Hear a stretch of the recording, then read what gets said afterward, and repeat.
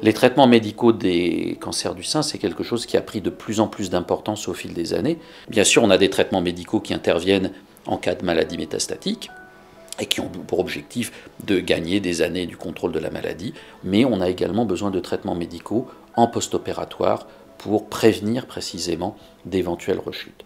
Dans les traitements médicaux, il y a l'hormonothérapie qui va agir sur la production d'estrogènes, donc d'hormones femelles qui contribuent au développement de certains cancers du sein, et d'autre part la chimiothérapie. Et tout ça s'est enrichi depuis quelques décennies, 20 ans maintenant, de thérapeutiques ciblées. Et il faut enfin rajouter la radiothérapie qui va compléter l'action du chirurgien. La chimiothérapie, c'est quelque chose qui a de tout temps inquiété les gens du fait des effets secondaires. Ce sont maintenant des traitements qui se font en ambulatoire, donc il n'y a pas d'hospitalisation de nuit. Parfois, même dans certaines situations, on a des possibilités de chimiothérapie orale. Ce n'est pas le cas le plus fréquent dans le cancer du sein. Aujourd'hui, avec le développement des soins de support, ces effets secondaires, notamment les nausées, vomissements et la chute des globules qui peut être responsable de fièvre chez certaines personnes, sont contrôlés de façon très satisfaisante chez plus de 80% des personnes. L'hormonothérapie, c'est un traitement qui est extrêmement répandu dans le cancer du sein. Ça va concerner à peu près les 3/4 des femmes à un moment ou à un autre de leur maladie.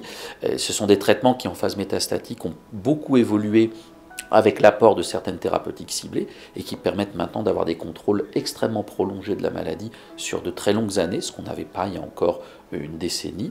Et puis, ce sont des traitements qui, en post-opératoire, ont un effet sur le risque de rechute qui est au moins aussi important que celui de la chimiothérapie. Le problème de l'hormonothérapie est que dans certaines situations, ces traitements vont donner des effets secondaires à bas bruit qui sont peu gênants, comme des douleurs articulaires, mais ces effets secondaires vont être prolongés dans le temps.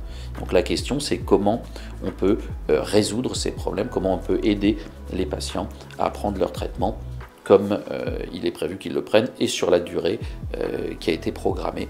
Et donc on a tout un tas de stratégies maintenant qui nous permettent d'atteindre ces objectifs.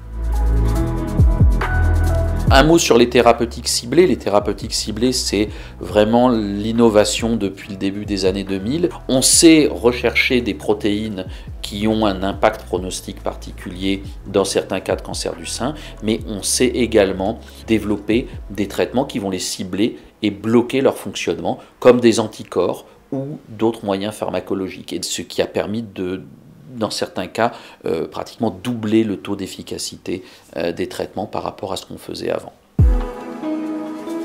La radiothérapie, c'est un traitement local qui vient en complément du geste chirurgical. La radiothérapie, elle a pour but de finir de détruire des cellules microscopiques qui pourraient continuer à être présentes dans la région opérée, que ce soit le sein traité, la paroi thoracique après ablation du sein ou les aires ganglionnaires après qu'on ait fait le curage axillaire. La radiothérapie, elle se fait dans une structure spécialisée, elle va s'étaler généralement sur plusieurs semaines selon un schéma qui est défini par le médecin radiothérapeute.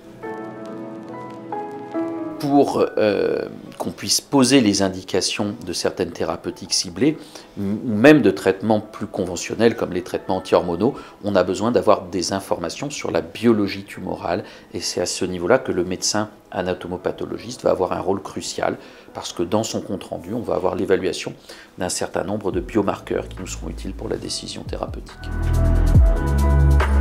Alors, en tant que chef de service, je suis particulièrement fier du travail qui a été accompli parce que c'est un travail d'équipe qui implique énormément de gens et qui a permis de mettre en place une excellente dynamique, pas seulement dans le soin cancérologique en lui-même, qui est la base du traitement, la chirurgie, la chimiothérapie, les traitements médicaux, la radiothérapie, mais je pense qu'on a également une culture du soin de support, une culture du soin aux patients qui est axée sur pas seulement le bien-être, mais le retour à une vie normale, la prise en charge de la dimension psychosociale.